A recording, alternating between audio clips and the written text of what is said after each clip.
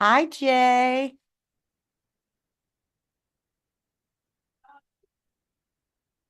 Shabbat Shalom, sissy. Did you hear me say hi? I did. I had to find the unmute button. Oh, hi, How are Jay. you Hi, healing? Sissy. Hi, Jay. I have trouble with that mute button thing a lot. Oh, yeah. Okay, I hope this will be my last Zoom. I hope that I'll be all set to go next week.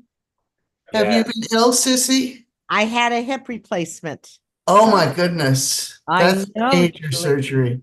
Yeah. Julie, did you ever go to Israel? Oh no, that's Laura. It's Laura. Oh, and oh my gosh, Julie Wood's voice sounds like yours. No, I have not. I've never been to Israel. I hope to accomplish it before I die. Oh, Um, absolutely. and Lori Weiss went because of Marilyn and Marilyn's death. She figured, I'm not going to put this off anymore because we don't Oh, know. We never really? know. Lori Weiss went because of Marilyn's death. I did not know that.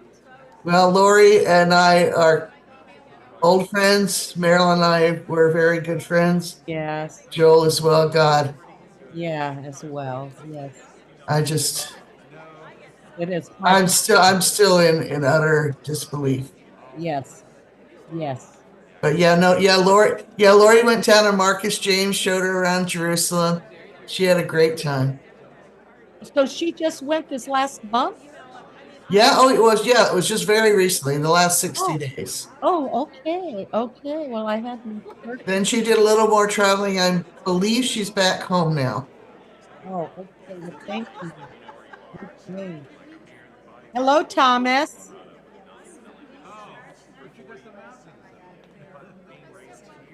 Shabbat Shalom, Thomas. Hi, Sissy. Shabbat Shalom. Shabbat Shalom. Thomas, did you like Thursday night Torah study? I did not like Thursday night Torah study. Very educational, Sissy. Ah, too much for Who me. is this person that's walking that says iPhone? She's muted. Is Torah study still on Zoom, sissy? On Thursday night, it's Zoom. Uh-huh. Okay. Mhm.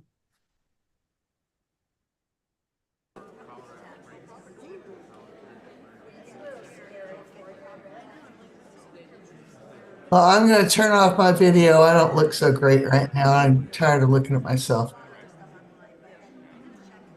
Take care. I'm going mute. Yes, I'm going to mute you. I'm in the middle of fixing my dinner to bring it back over here.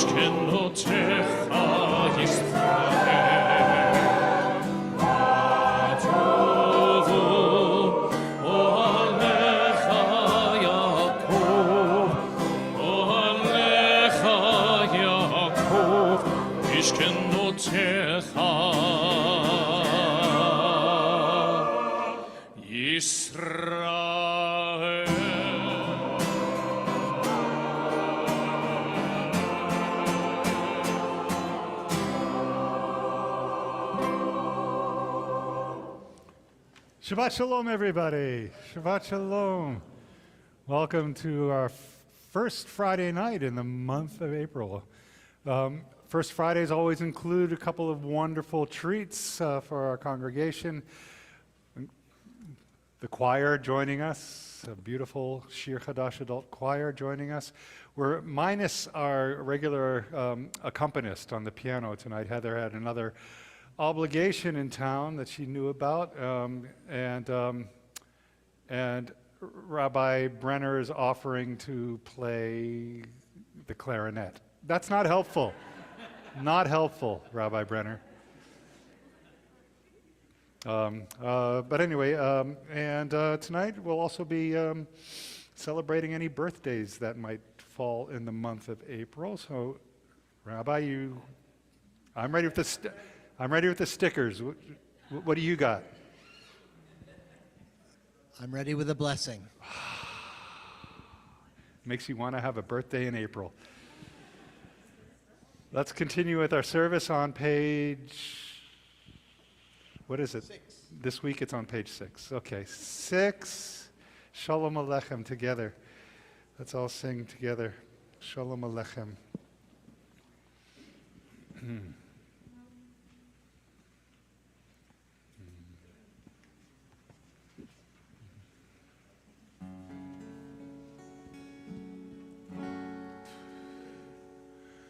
Shalom Aleichem, Malachei Hasharet, Malachei Elyon,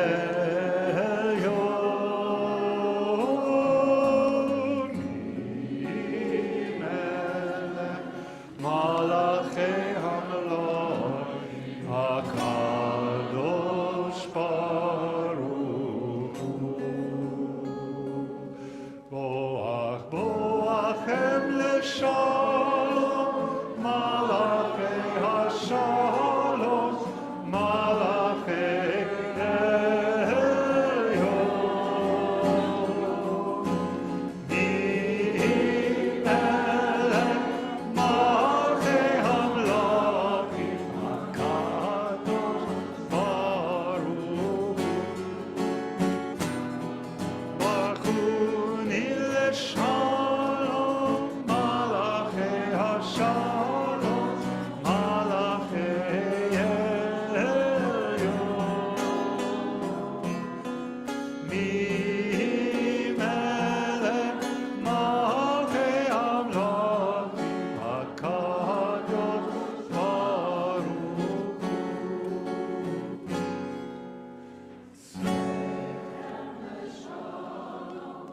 Malachei Elyon,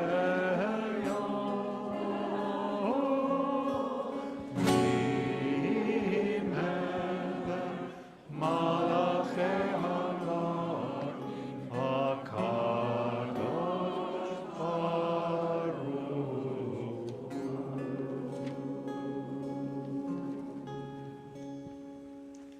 Shabbat Shalom, everyone. Shabbat Shalom. Welcome. Nice to be with all of you tonight. Hi, Leon. Hi. Are you here with your mom and your dad? Hi, Liana. Special welcome to anyone who's here for the first time. And if you are here for the first time, I just want to share with you, but with everybody, how grateful we are to the people of Trinity Lutheran Church for welcoming us here. Now, it's been over a year. It's been over a year that we've been out of our building. Our synagogue building is being remodeled. We don't know exactly when it's going to be done, but it'll be sometime next fall or winter. And we're so grateful. We are so grateful to the people of Trinity Lutheran for making us feel so at home. As you can see, they allow us to really transform this place into a synagogue. I also want to especially welcome anyone who is here to celebrate with Ethan Strauss on the occasion of his becoming bar mitzvah this weekend. And to honor Ethan and his family, we'd like to invite them up. So Ethan and his Mom and his dad, Paula and Peter, and his sister Ruby, to come on up and lead us in lighting the candles tonight. Oh, I also, as part of welcoming you, I would like to say I'm Rabbi Steve Cohen. This is Cantor Mark Childs. Rabbi Daniel Brenner is here, and we'll be hearing a sermon from Rabbi Brenner later on tonight. So, hello there, everybody. Hi, Ruby. Shabbat Shalom. Can you lead it, first of all, just do the, as a family, maybe read the English reading there? Almighty God, allow us to rest on this Shabbat. May the light of the candles drive out from within us all impatience and sorrow. Send your blessings to us and to our children, that we may walk in the ways of your Torah, your light.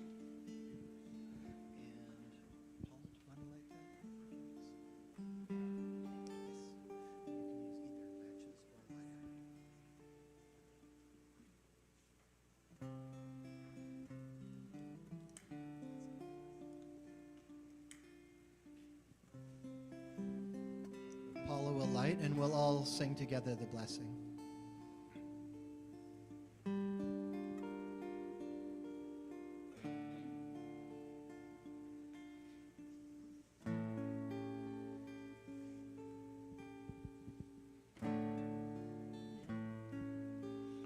Baruch atah Adonai Eloheinu melech haolam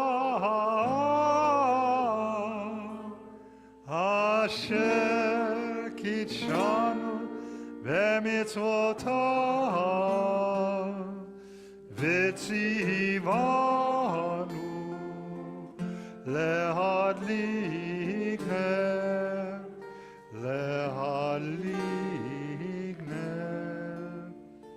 shel Shabbat.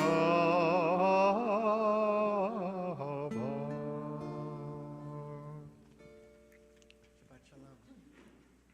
Shabbat Shalom. Shabbat Shalom. We continue on the bottom of page 9 in our prayer books. Brian, bring us.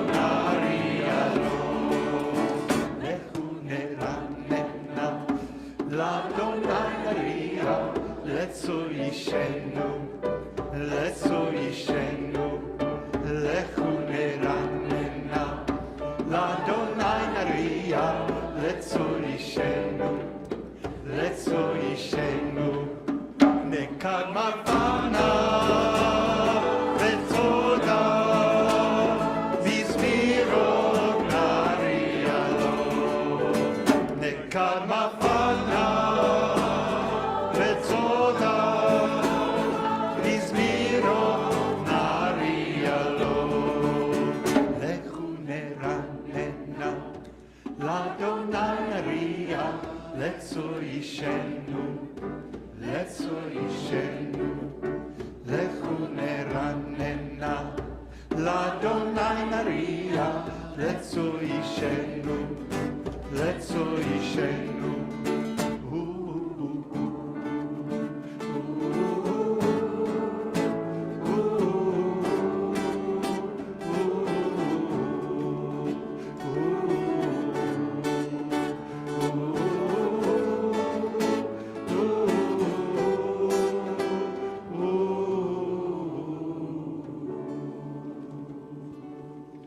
at the bottom of page 10, and Felicia will lead us. God's earth alive with joy, islands laughing, swirling cloud and mist, the throne of justice, and fire walking before.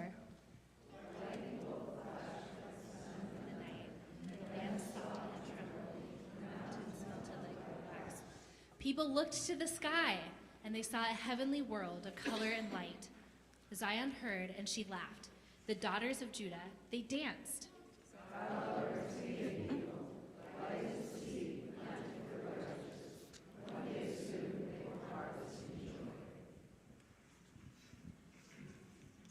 And we'll turn now to page 12. Verna, would you lead us, please? Page 12. A David's song. God's voice upon the waters. The God of glory thunders.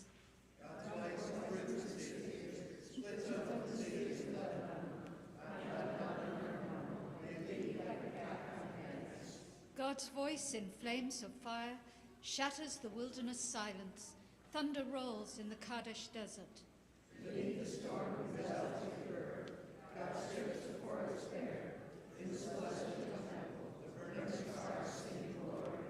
God sat above the flood and will dwell on high forever.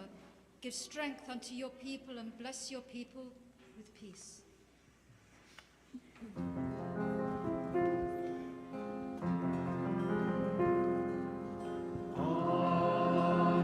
Page 13.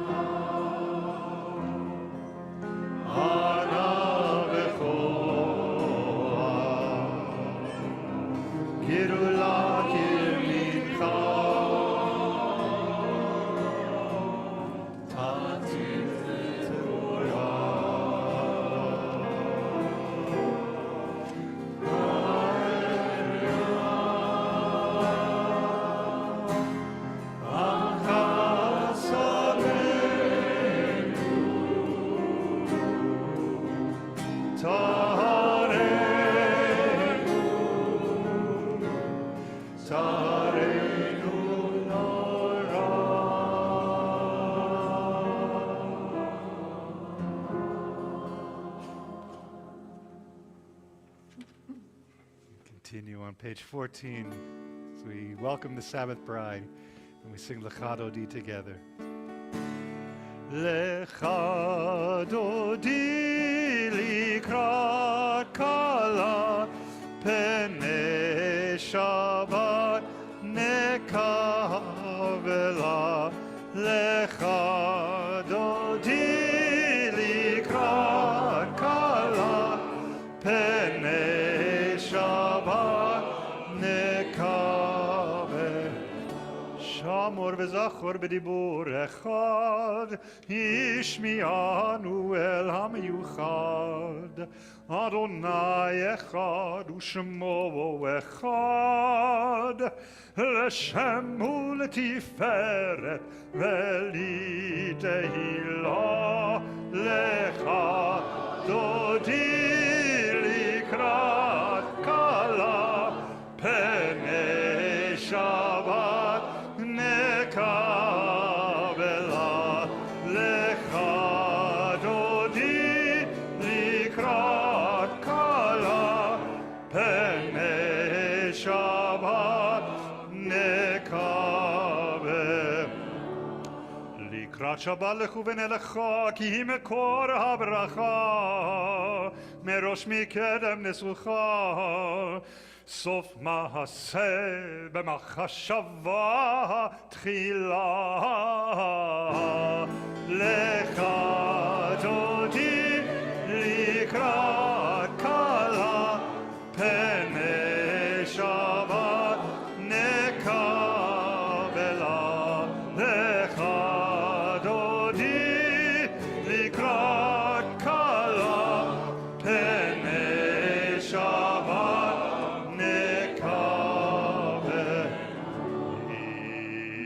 התעוררי, התעוררי, כי באורך קומי אורי, אורי אורי שיר דברי.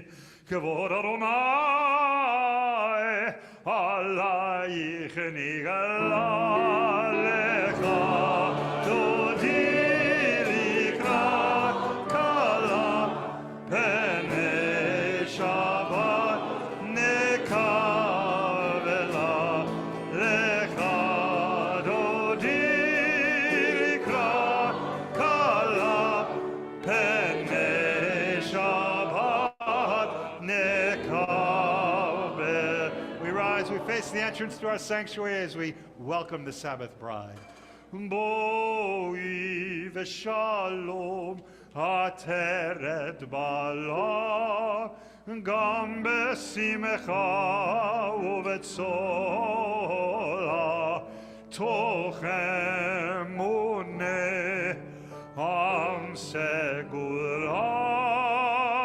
בואי חלה, בואי חלה. לך לקראת כלה, פני שבת נקבלה. לך דודי לקראת כלה, פני שבת נקבלה. And now, having greeted the divine presence, turn to the people around you and greet them. Shabbat Shalom. Shabbat Shalom, everybody. Shabbat And Shalom, Shabbat Shalom to friends. everybody on Zoom. Shabbat Shalom. Zoomers. Shalom. Shabbat Shabbat Shalom. Shalom, Thomas. Shabbat Shalom, everyone. Shalom, everyone. Shabbat shalom, all of you. All of Evan, ya. Joseph, Shalom. Get Shabbos from Paul, San Diego. Hi, Diane. whoever's there. Hello. Zoom Shabbat people shalom, Barry. listening. I see two Alan Levy's up there. Alan, what are you doing? Your regular computer and your laptop? You're muted, Alan. Yeah, I'm on the listening. Lisa's on one, and I'm on the other. Oh, gotcha. Yeah, I just set up my office, so I've got I'm right. Shabbat Shalom, everybody. Been set up, but I've got my laptop right next to it now. You may be seated. Yes, you may be seated. We better Just shut a up. couple too. of words before we continue. Couple of words before we continue.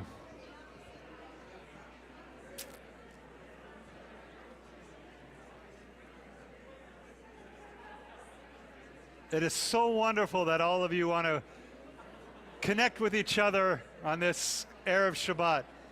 But go ahead and sit down. Have a seat, everybody. I just want to say a few words.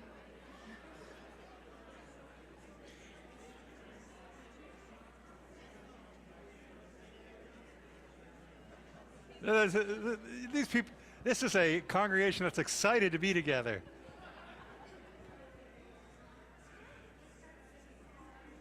Hi, everybody. Could you please turn your attention to our cantor who wants to share with us some words? I know, it's like,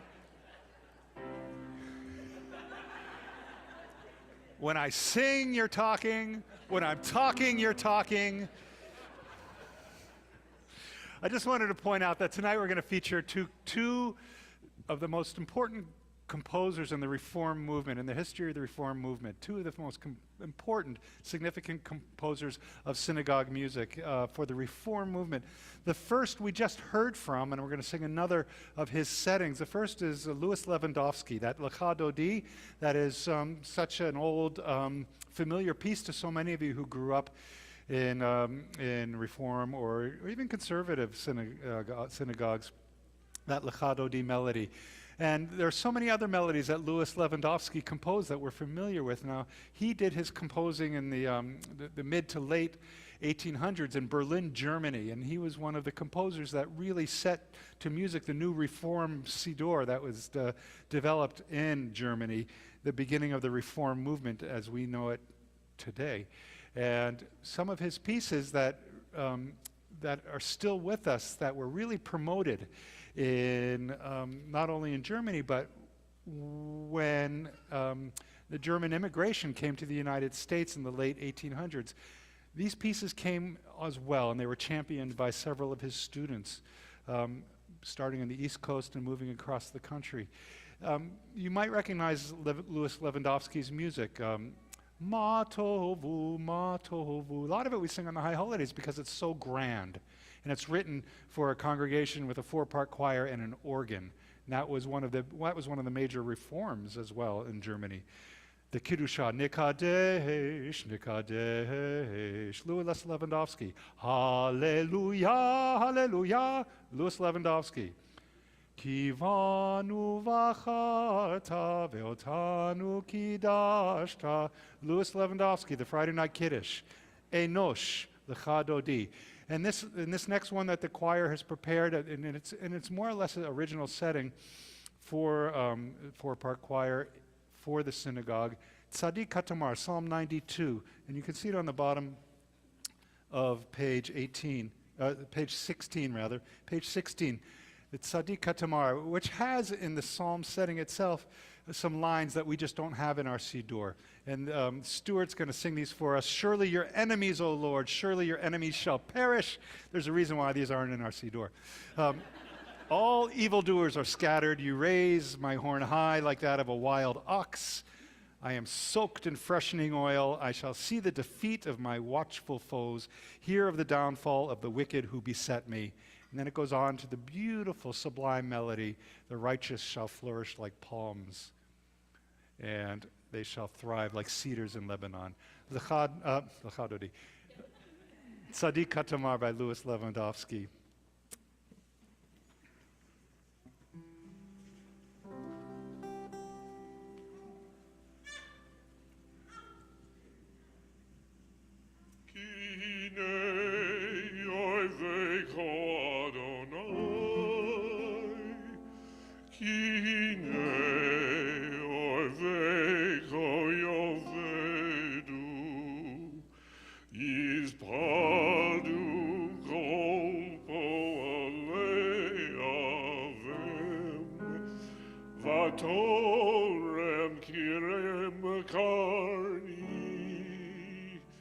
Balosi b'shem en ranon, vata beideni v'shurai, bagomin alai mereim, tishmana oznai.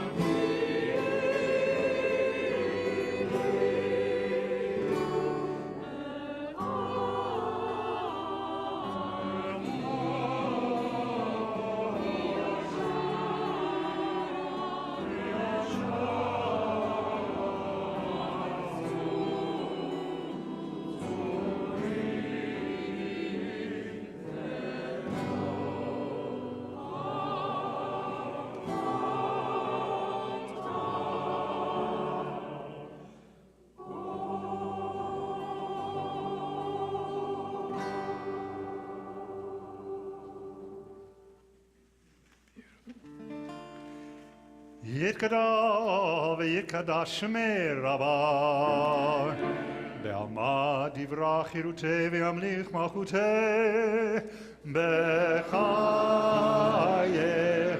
וביומכון,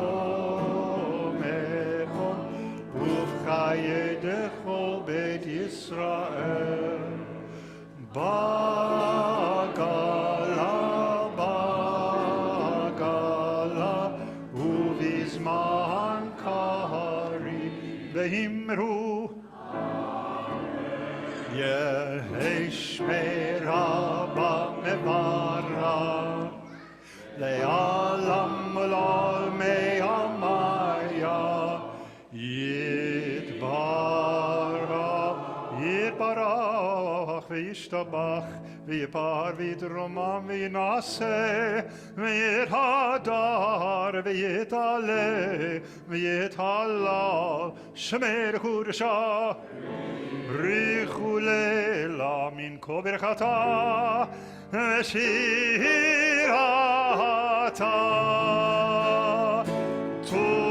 תושבחתה ונחמתה דמירן בעלמא ואמרו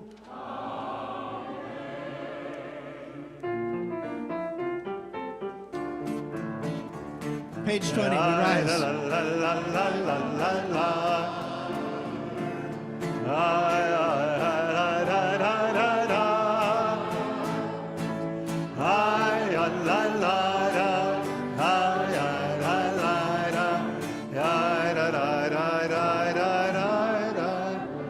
ברכו את אדוני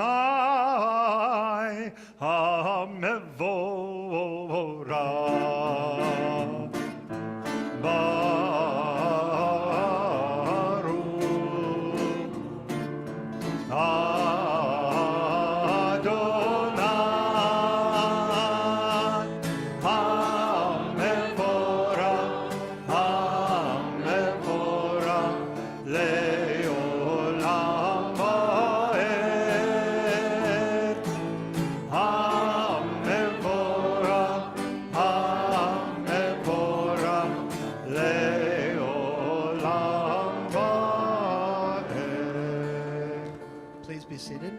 Page 22.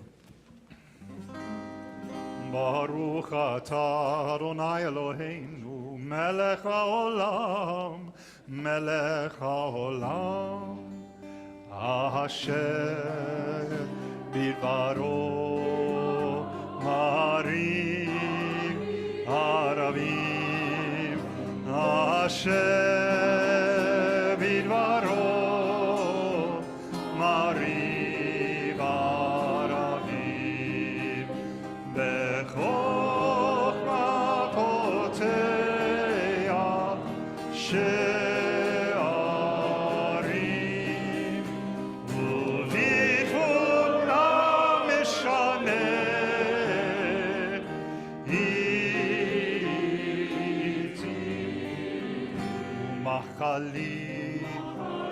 את הזמנים מסדר את הכוכבים במשמרותיהם ברקיע כרצונו בורא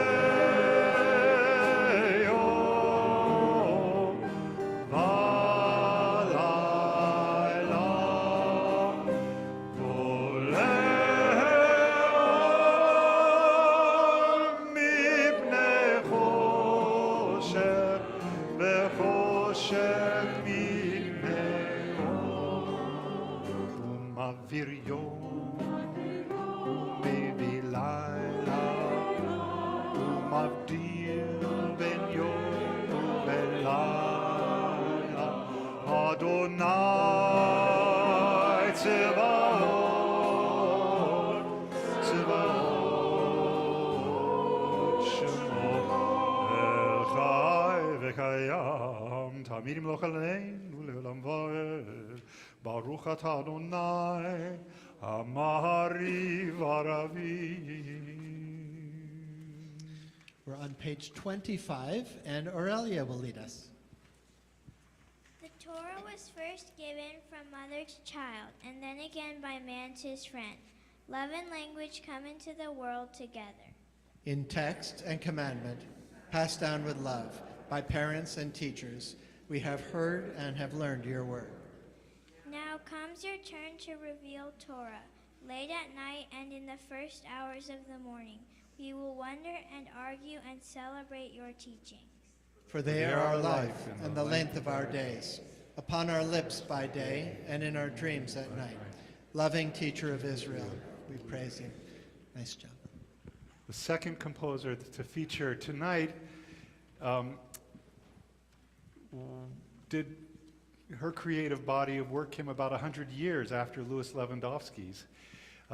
And it was in Warwick, New York, at Kutz Camp, where Debbie Friedman thought it would be a good idea to take the liturgy of our prayer books and serve it and inspire the youth of the 1960s, 1970s summer camp movement to pray not only in English, but with a musical vocabulary like Louis Lewandowski, who studied with Mendelssohn in Germany. Debbie Friedman was a student of the music of Joan Baez, of Bob Dylan, of Peter, Paul and Mary, of Pete Seeger. And it was that musical vocabulary that everybody was singing in the summer camps of the 1960s and 1970s that found its way into our musical vocabulary. And it was Debbie Friedman who composed so many of the settings that we still sing today. She's no longer with us, but her music endures. And the song that we're about to sing tonight is her setting of the Shema and the Ve'ahavta. She was a pioneer, and she took these words of the Ve'ahavta, which became foreign to that generation of children, and said, instead of Ve'ahavta et Adonai Elohecha, she said, and you shall love the Lord your God with all your heart, with all your soul, with all your might. And it was her musical setting that brought these words to life for so many. How many of you grew up with Debbie Friedman's music and even that particular setting of the Ve'ahavta? Rabbi, you said you did. Absolutely. Can I just add one word to your already interesting comments? I think it's important to know that when Debbie Friedman was writing her music, many of the Jewish establishment looked down on her and looked down on her music and thought, she's cheapening it, she's making Jewish music, pop and not serious. And it's actually amazing and wonderful that our whole Reform movement has come around to, really revering her and the gift that she gave us, and actually named the cantorial school of Hebrew Union College is now named the Debbie Friedman Cantorial School.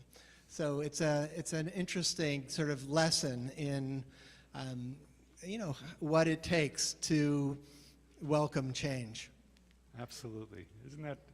Yeah, for a whole generation, there was antagonism between Debbie Friedman and the serious cantors, stroking their beards, wondering what this means for us.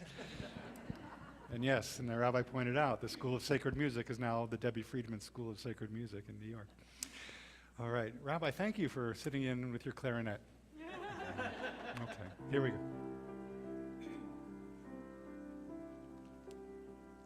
Shema Yisrael Adonai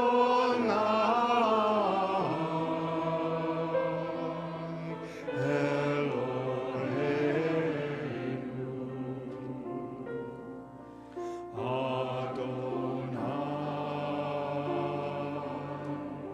Adonai Echad.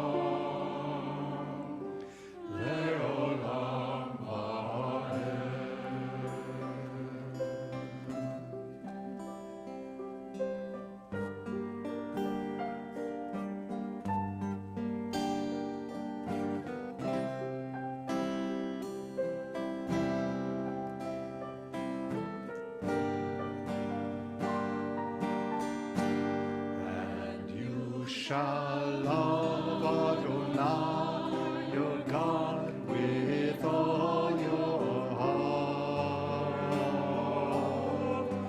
with all your soul, and with all your mind. And all these words which I command you on this day shall be in your heart, shall be in your heart, shall be in your heart, and you shall teach them diligently, and you shall teach them diligently unto your children, unto your children, and you shall speak of them, and you shall speak when you sit in your house, when you sit in your heart, when you walk by the way, when you walk by the way, and when you lie down, and when you lie, and when you rise up, and when you rise up, and when you rise, you shall bind them. Bind them for a sign upon your hand, and they shall be frontlets between your eyes, and they shall be for frontlets between your eyes, and you shall write them on the doorposts of your house. Write them on the doorposts of your heart and upon your gates.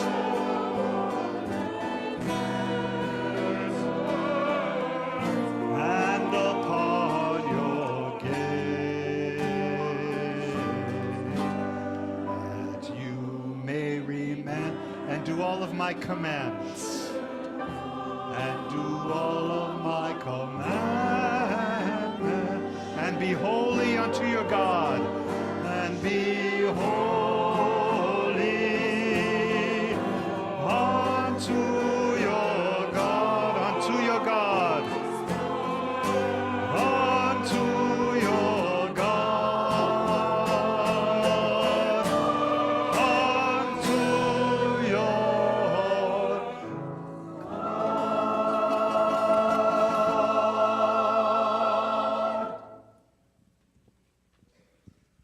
למען תזכרו ועשיתם כל מצוותיי והייתם קדושים לאלוהיכם.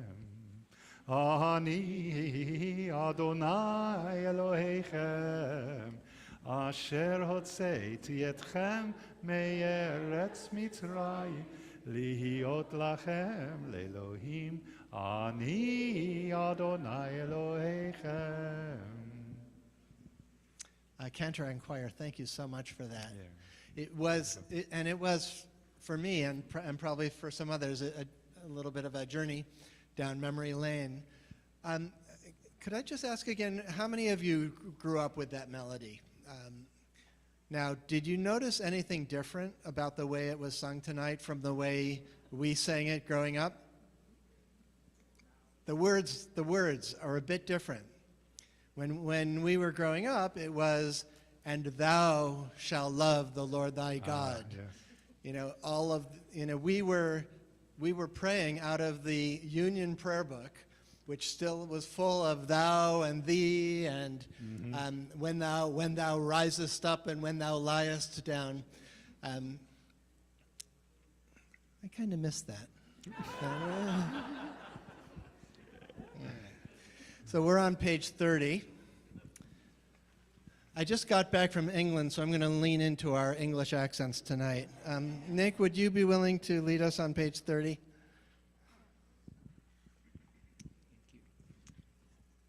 In each of our lives, we come at last to a limit where we are forced to stop running and to cry out to God. How many times have you saved us and pulled us from the fist of danger? We lose count of your miracles.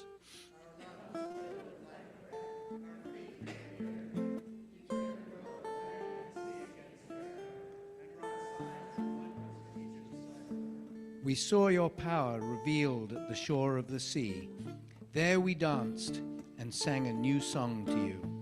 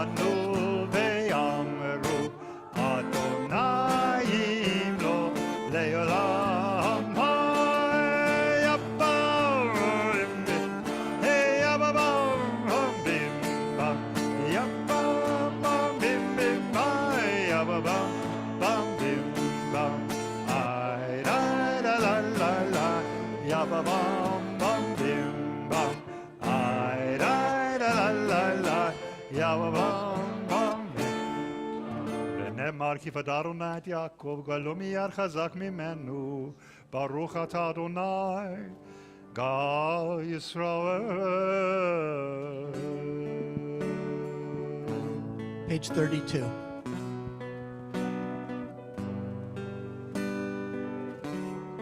השכיבנו אדוני, אלוהינו לשלום, והעמידנו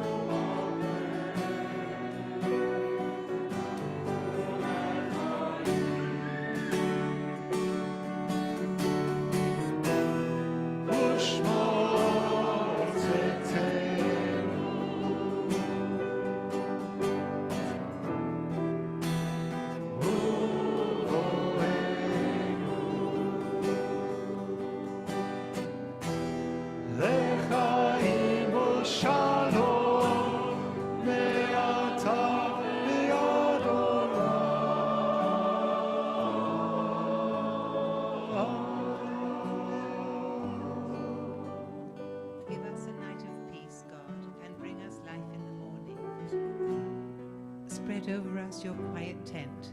Take our hand, lead us safe through this night. Drive away sickness, sword, and sorrow. Go before us, watch behind us. Let the spreading darkness be the shadow souls fly far. In our dreams we leave this place. Guide us home at dawn. Bring us life and make us whole. You are blessed, God, who watches over the people Israel and over Jerusalem.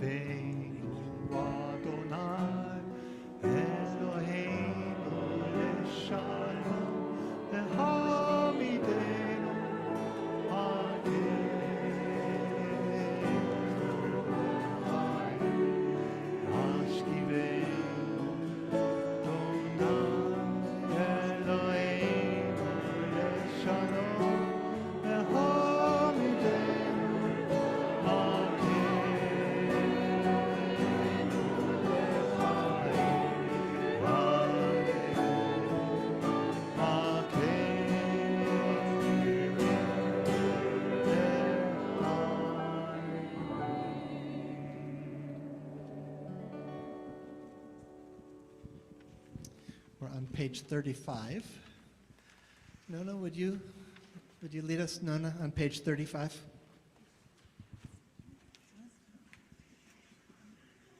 The children of Israel have kept the Sabbath, and the Sabbath has kept them throughout their generations. Candles, wine, and challah, sacred signs binding parent and child, children of the people of God. For in 6 days God made heaven and earth, and on the seventh day God rested and took a breath. We've come now to the Amidah. This is the section of the service that we pray silently in the evening. In the book, it goes from page 36 through page 50. Take it at your own pace in Hebrew or in English. Or if you prefer, just close the book and take this as time for private prayer. We rise. Adonai sefatai tivtach ufi agiteni latecha eternal God, open my lips, let my mouth declare your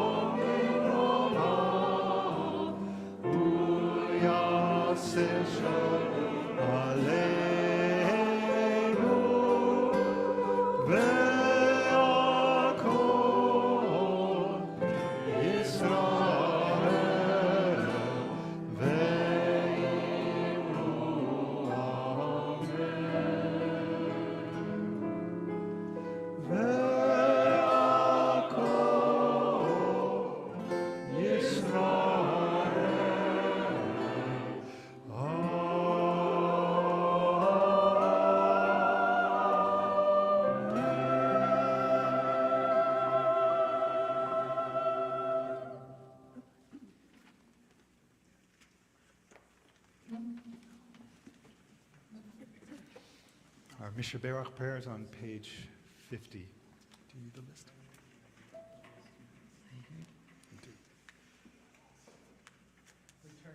So we turn now to our prayer for healing, the Misha Berach.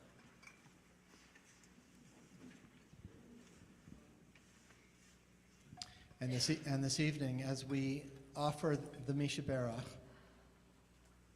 we're thinking in particular and offering our prayers for healing for Jana Young, Sherry Alexander, Judy Bernstein, Howard Silver, Marlene Shan, Aaron Goodman, Amy Colton, Verna Gindoff, Nancy Glassman, Cynthia Thurber, Brandy Mussman, Moshe Halevi Ben Bela, Marilyn Margulies, Gloria Kaufman, Andy Saffer, Mort Rudin, Barbara Williams, Misha Zilberman, and Zev Nathan. And if you'd like to add the name of anybody else that you're thinking Lynn of who is in need of Onstead, healing, Barbara or whose Goldstein, name I Jim mispronounced, Goldstein, Nancy please go ahead Mann, and mention their Arthur name out Serp, loud. Craig Morehouse, Donnie Hammock, John Capilio, and Bob Roggio. We sing together on page 50.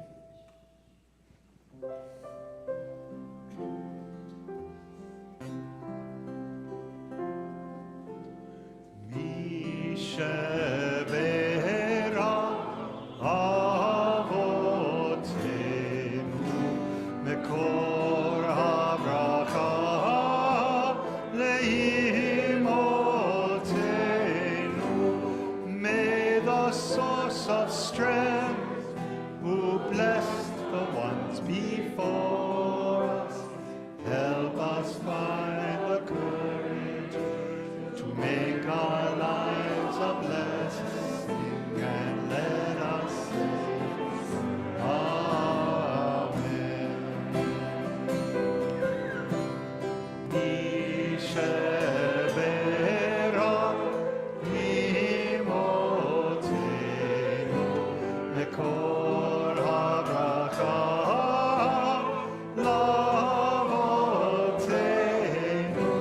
bless those in need of healing with refuah shlema, the renewal of body, the renewal of spirit, and let us say, Amen.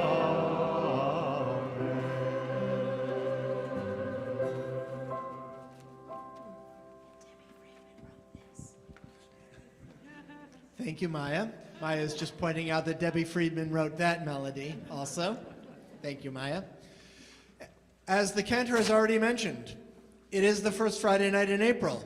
And because of that, we now turn to the birthday blessing. So anybody who has a birthday in April, and also I know there's one young man who is celebrating a half birthday in April and would like to come up, he's welcome also. So anybody with a April birthday, come on up and receive a sticker from the cantor and a blessing from our congregation.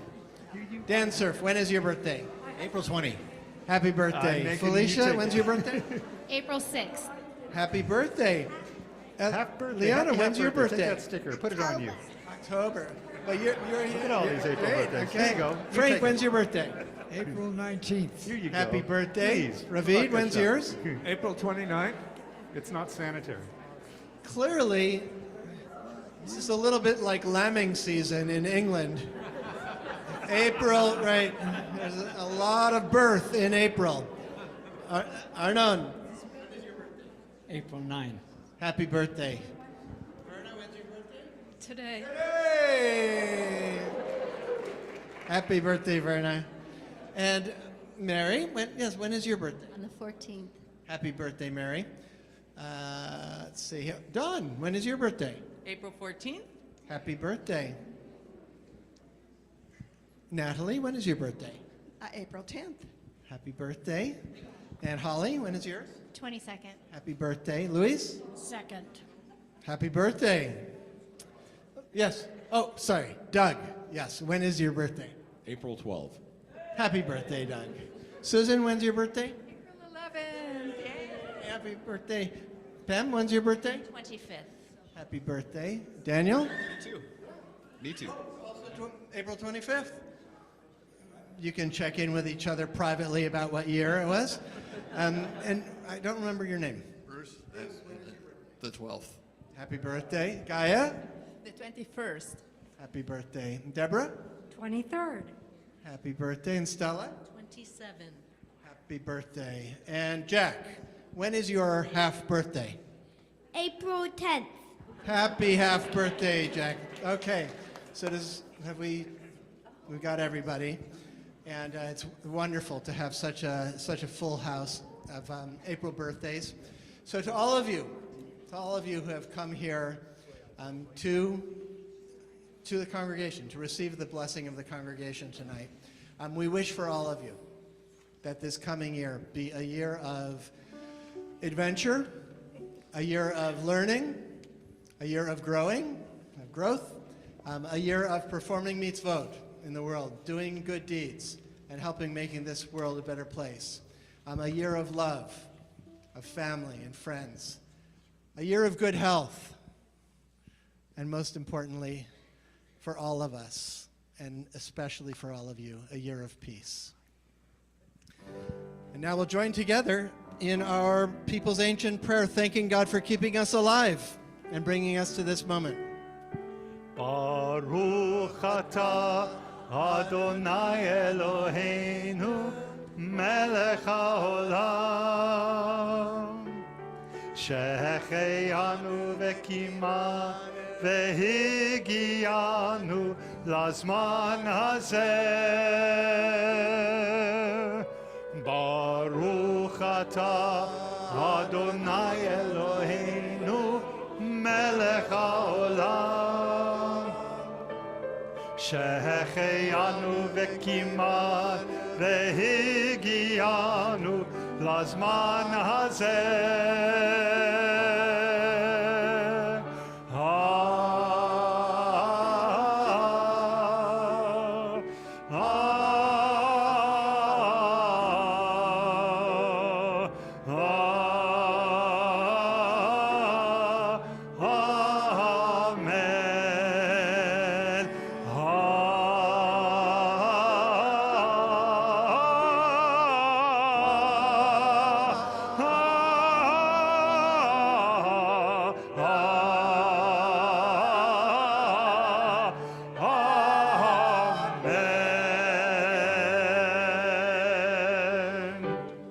Yom Haledet Sameach. Happy birthday, everyone. Happy birthday. Cantor, is that another Debbie Friedman? That was made. That was written by Tzvika Pick. Oh, Tzvika. Ah. That's another Shema. Sorry, Rabbi. No time for your sermon tonight. Thank you for sitting in on the piano tonight as fun. well. Apologies to the choir and thanks to everyone else.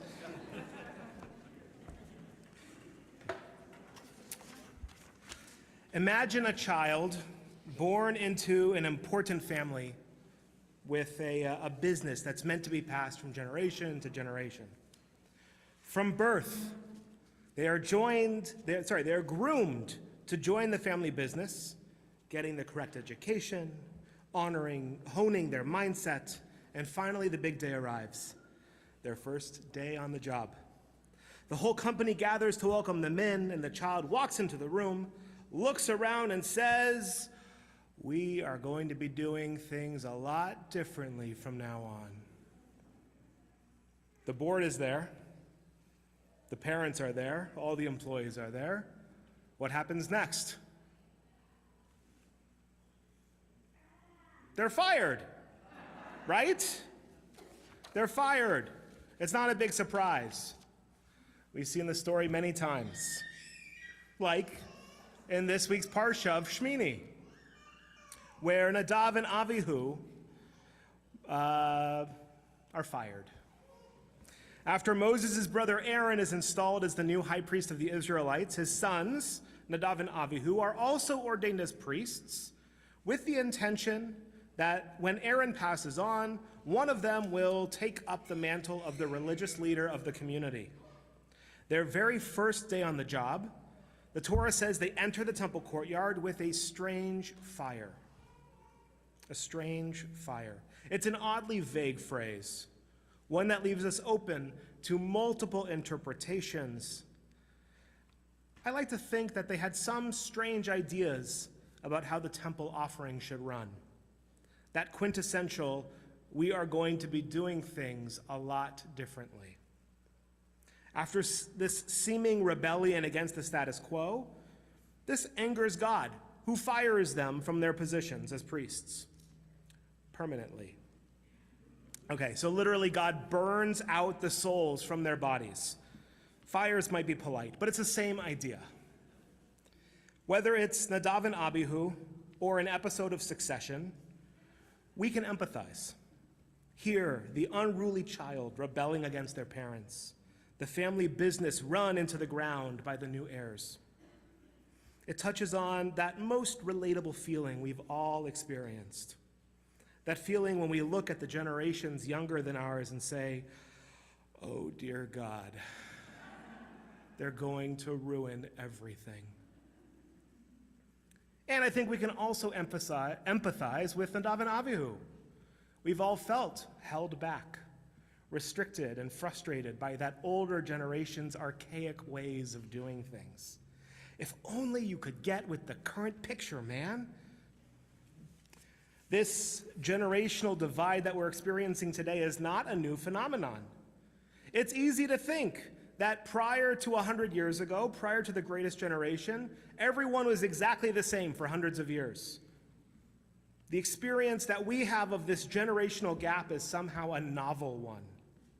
But there's no doubt that some 350 years ago in a shtetl in Russia, there was a child thinking, as soon as I take over the family milk business, we are going to turn things around and do things differently. We see this divide play out in our texts. In our ancient wisdom text, Pirkei Avot, Shimon ben Gamliel, the son of Rabban Gamliel, one of the leaders of the rabbinic world, states, "I've spent my entire life amongst the rabbis of my father and his friends, and the greatest trait I have learned is silence." This is probably the earliest written instance of "Okay, boomer."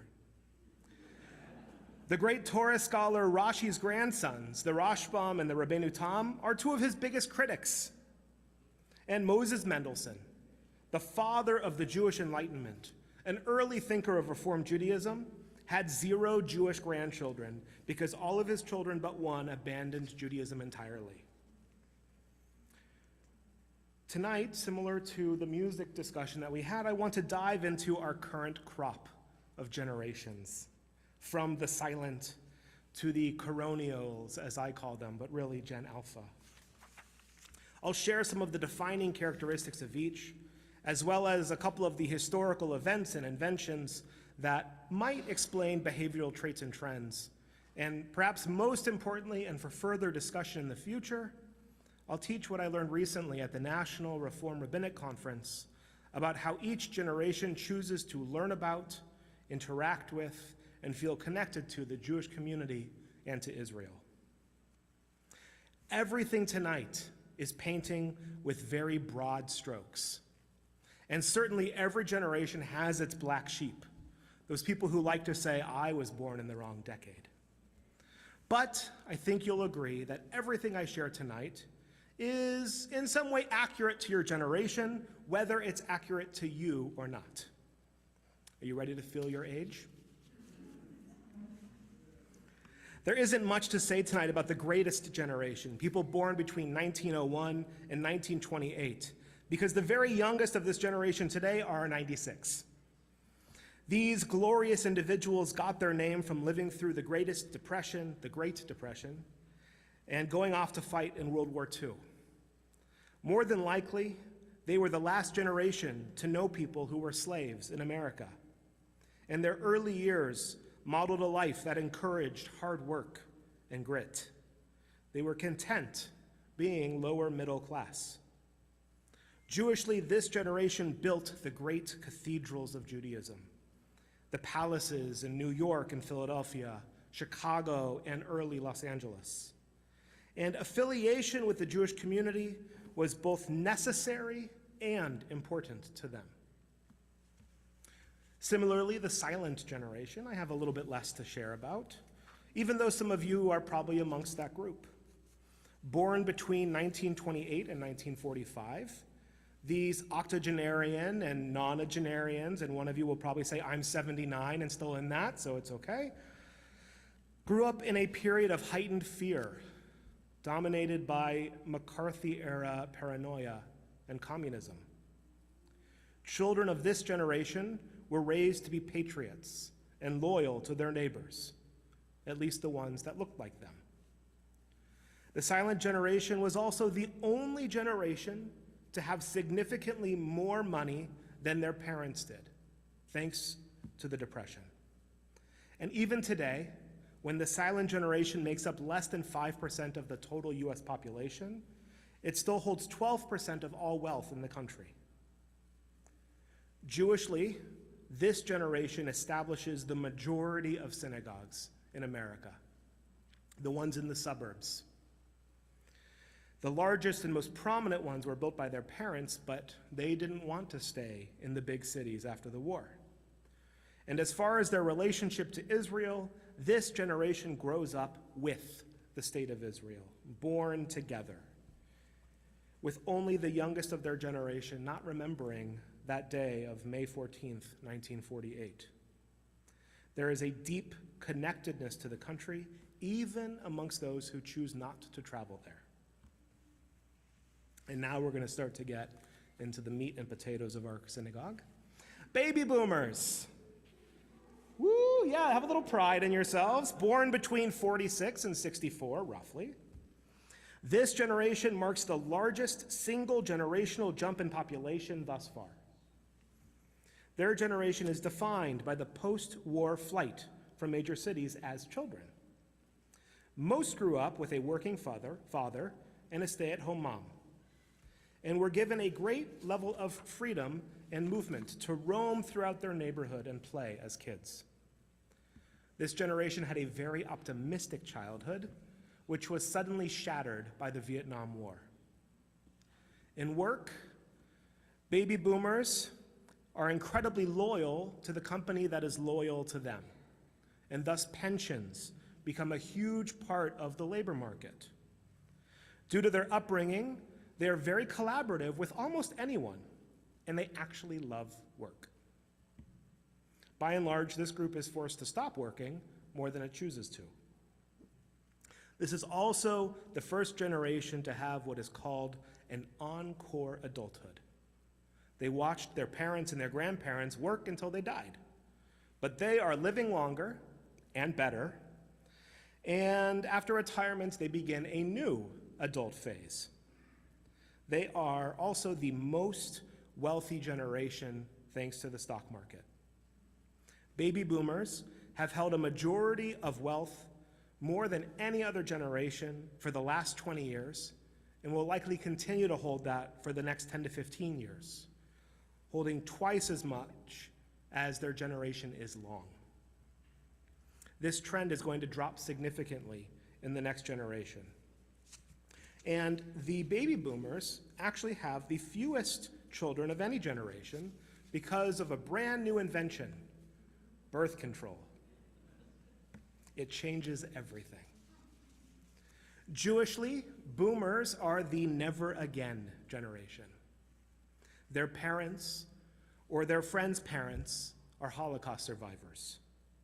And so Jewish involvement of any kind is seen as an act of defiance against those who sought to hurt the Jews.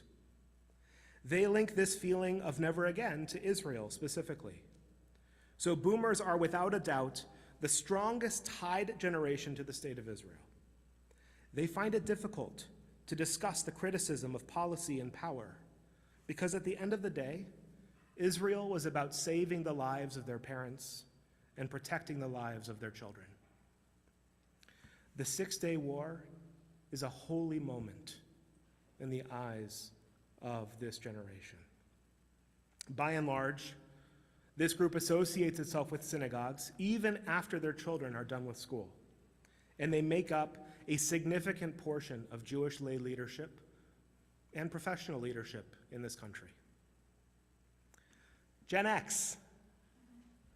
This is a very small generation relative to the rest. Born between 1965 and 1980, they often get the unfortunate title of the slacker generation. Maybe because of MTV, maybe for something else. This generation of kids was the first to experience divorce as a major part of childhood. They're also the first generation to have en masse 2 working parents. The group, due to this, they would also become known as the latchkey generation, the group that would come home from school and fend for themselves.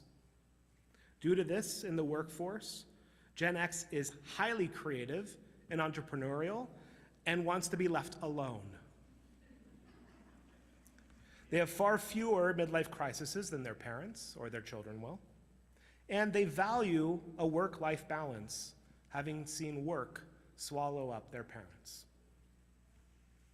The Gen X generation are not so much joiners of synagogues as volunteers and participants of synagogues. They feel connected to their community, but only when they are able to add value to it.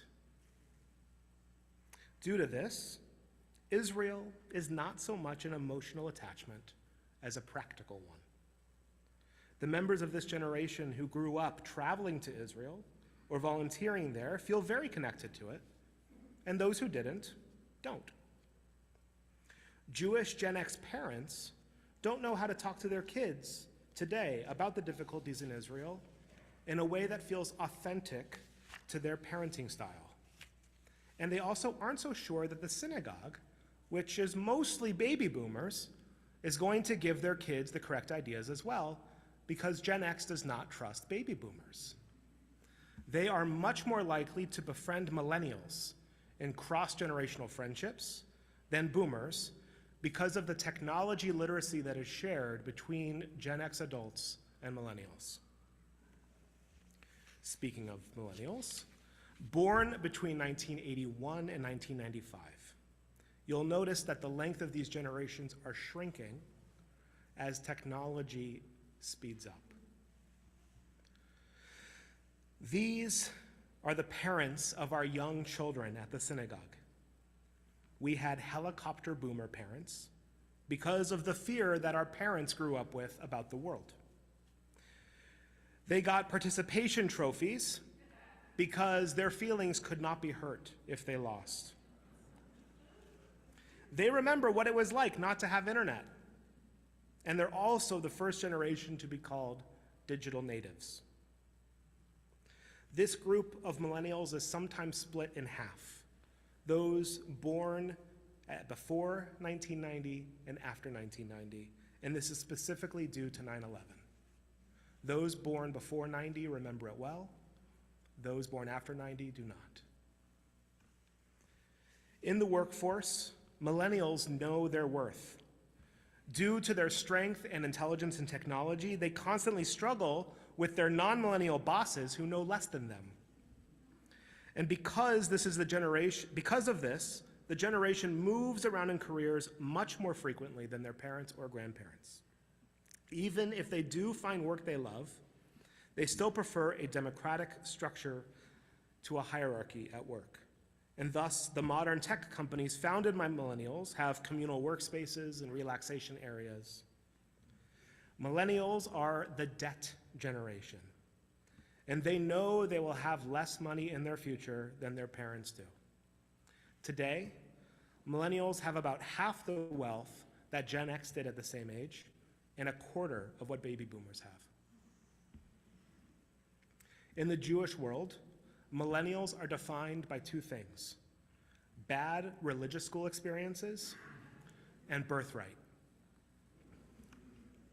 Their negative experiences in religious school have caused millennials to be much more hesitant about joining synagogues. And often, they give their children a choice about having a bar or bat mitzvah, then deciding that this is what they're going to do. Those who do get involved, though, are likely to be the most dedicated group of volunteers available to a community if only they would be asked to volunteer. They're not going to sign up. Because of birthright, millennials are the first Jewish generation where a majority has visited Israel.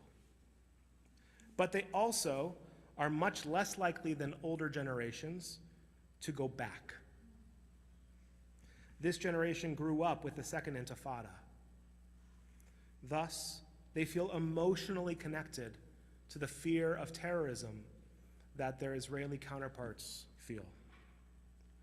Millennials still feel connected to Israel, and in this current crisis, which has brought back the emotional experiences of growing up in the Second Intifada, they find themselves seeking more Jewish spaces and are willing to discuss nuances with their Gen X counterparts older than them.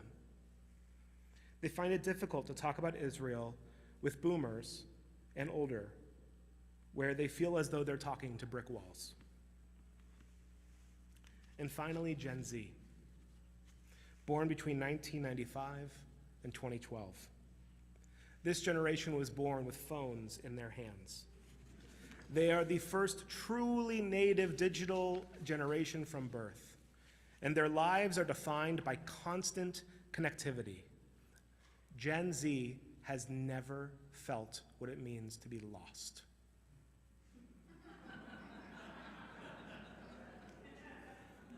You have, I have, they haven't. They were faster than any generation to experience nostalgia and to thrive in it, which is why today more movies are remakes and sequels than they are original stories. Once Gen Z buys into an imaginary world, they want to live in it instead of come back to this one. This generation knows two American politicians, and that's it: Trump and Biden. No one else. And because of this, they have a complete distrust of all politics, Democrat and Republican. They also know that the news is highly politicized, so they don't trust media either. Gen Z requires a digital entrance before they're willing to make a physical one, because they're afraid about fitting in. They are extremely anxious about making new friends, which leads them to cling to old friendships even if they're only digital. This is the very first generation to do fewer drugs, drink less, and have less sex than any previous generation. and all of that is tied to their social anxiety. Gen Z enters the workforce with aspirations of their top position from day one. They thrive on immediate promotions and raises as a sign of being appreciated. And they are the first generation to see work as equal to life, not enabling life. There is a level of entitlement amongst Gen Z that is so strong that when they go off to live on their own for the first time, they often return home very quickly because they learn that things cost money. This was, of course, exacerbated by the COVID pandemic, which hit this group harder than any other, because it was just as they were beginning to enter the workforce. Jewishly, Gen Z's distrust of large institutions also leads to a distrust of synagogues. They feel that their boomer religious school teachers who taught them that Israel could do no wrong was an attempt to brainwash them into Israel supporters.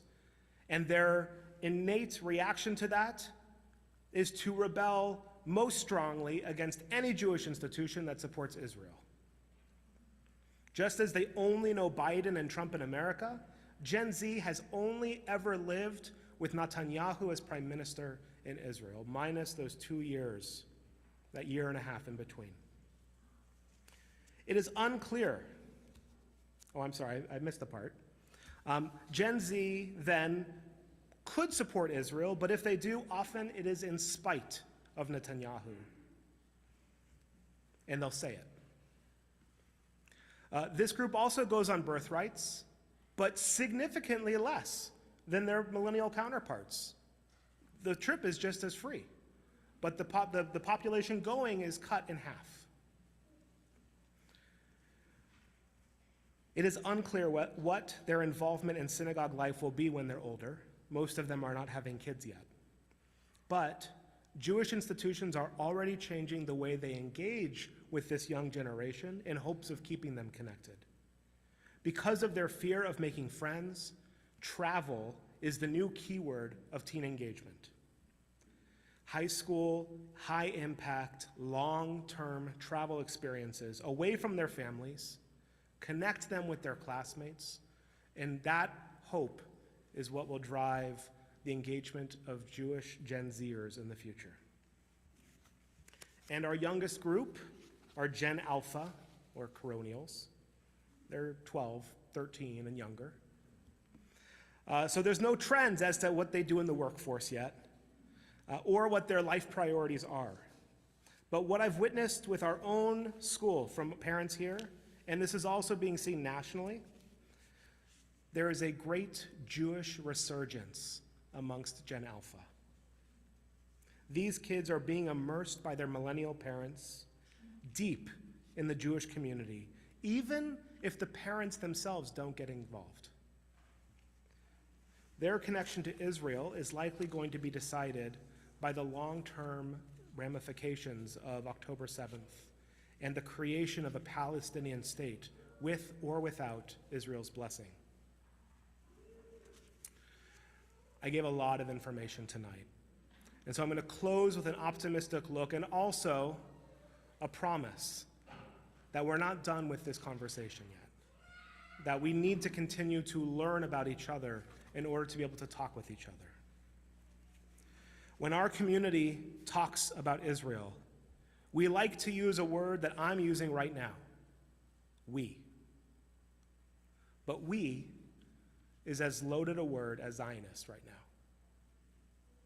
The better that we can understand the differences between each other, accept the historical factors that have affected entire generations in the way that they approach and understand what's happening today, the more open and accepting of a community we can be.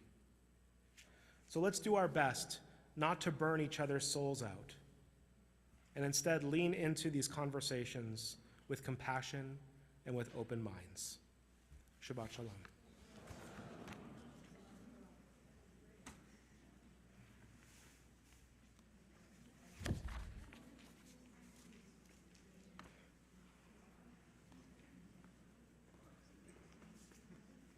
Boomer.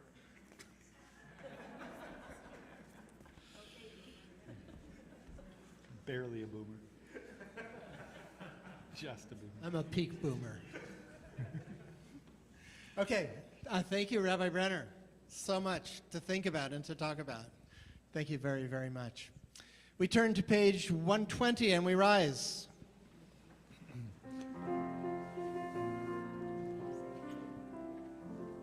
עלינו לשבח לאדון הכל, לתת גדולה ליוצא בראשית, שלא עשנו כגויי הארצות, ולא שמנו כמשפחות האדמה, שלא שם חלקנו כהם, וגורלנו ככל המונם, ואנחנו קוראים ומשתחווים ומודים לפני מלך מלכי המלכים הקדוש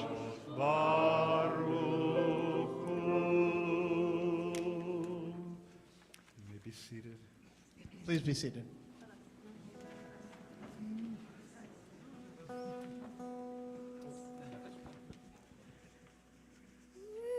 Still hold fast to the ancient prophecy.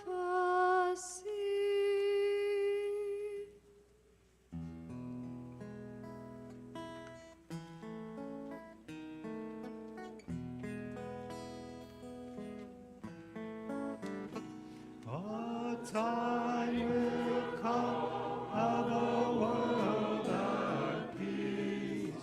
A time will come of a world at peace. On that day there will be one God.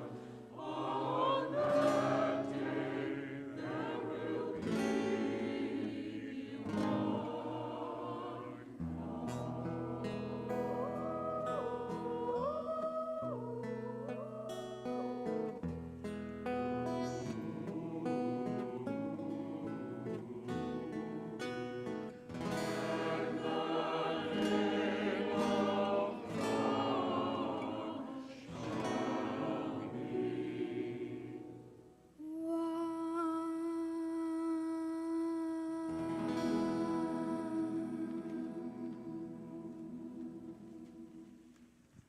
Thank you, Miriam. Thank you, Mariam. We turn now to the Mourner's Kaddish on page 122. If you are saying Kaddish for someone you love this evening, please rise when you hear your loved one's name read.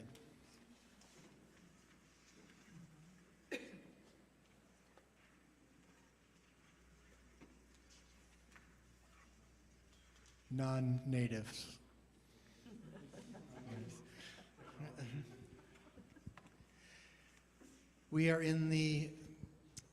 Tonight we're in the first 30 days of mourning, the period of Shloshim, for Mary Zeidler, Bonnie Goodman, Joel Wexel, Shirley Sarah Pomerantz. And we're in the first 11 months of saying Kaddish for Amos Pollock, Marilyn Wexel, Arthur Mazarow, Susan Rossi Winokur, Diane Cohen, Rosalie Greenspan, Sandy Bothman, Jake Trambert, Rachel Karazi, Regine Pringle, Abe Presser, Marshall Zweig, Irene Hymanson, Irma Jerkowitz, Claire Goldstein, Jessica Glick, Bobby Crute, Lanny Feder, Nancy Lander, Seymour Bachmuth, Elon Levy, Ira Weinstein. And we're observing the yahrzeit this evening, the anniversary of the passing of Martin Ackerman, Ann Cosson, Judith Corwin, Yasha Feugel, Seymour Freed, Hubert Alpert Gerstmann, Walter Glass, Lorraine Kaplan, Aziz Kohansameh, Eheved Lechman, Gittel Mandel, Dorothy Marcus, Betty Markle, Milton Roisman, Helen Rosenberg, Barbara Rosenblatt, Lenny Rothschild, Lisa Roja, Leo Sanders, Harry Siegel, Morris Silver, Robert Smith. And if you would like to add the name of anybody else that you're remembering this evening, or whose name I mispronounced, please go ahead and mention their name out loud. Mary Essler and Gary Floyd. And now please follow your own custom, either to remain seated or to stand for the Mornas Kaddish, page 122. Yitgadal v'yitkadash, Shemei Rabbah, be'alma divra chirute, v'yamlich malchute, b'chayechon v'yomechon, v'chaye dechol beit Yisrael, ba'agala v'izman kariv, v'imru amen. Yehei Shmei Rabbah mevarach, le'alam olalmei almaya, yitbarach v'yishtabach, v'yitpa'ar v'yitramam v'yitnaseh, v'yithadar v'yit'aleh v'yithalal, Shmei de Kudisha, brichu. Le'ela min kol birchata v'shirata, tushbechata v'nechemata, da'amiran ba'alma v'imru amen. Yehei sholama rabba min shamaya, v'chayim aleinu v'al kol Yisrael v'imru amen. Oseh shalom b'imromav, huya oseh shalom aleinu v'al kol Yisrael v'imru amen. May the one who creates peace in the cosmos grant peace to us, to all Israel and to the entire human race. And we all say, amen. Please be seated. Everybody except Ethan Strauss. Ethan, come on up here. And I would like to ask Lori Green to come on up and present some presentations to Ethan. Lori is one of the great teachers of our community.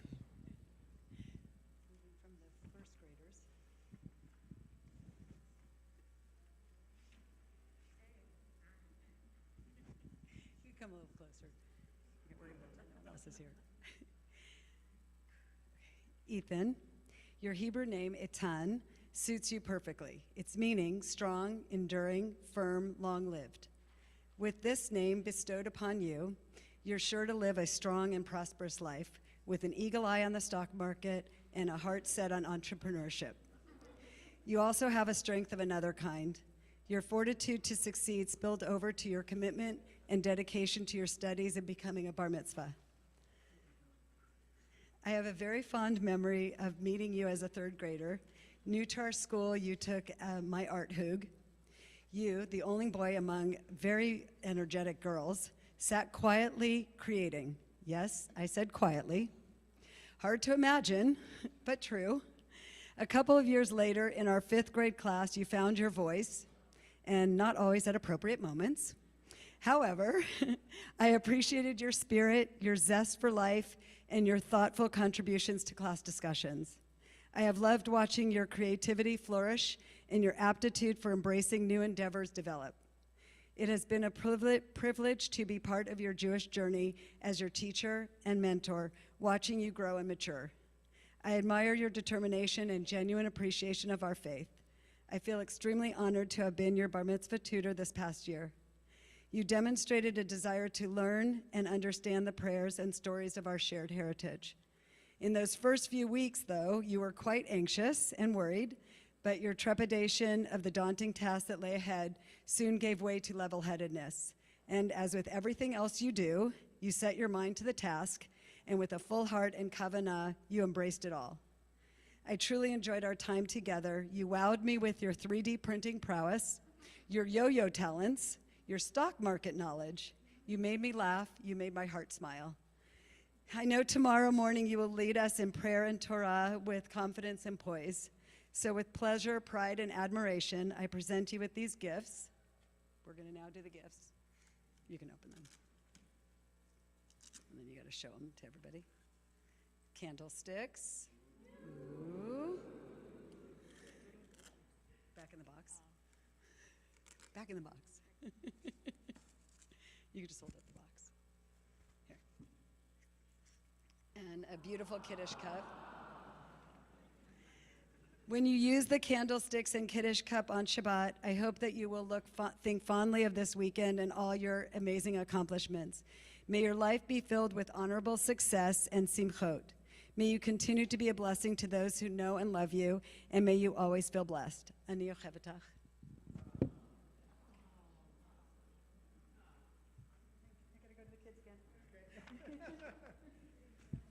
Thank you, Laurie. Yeah,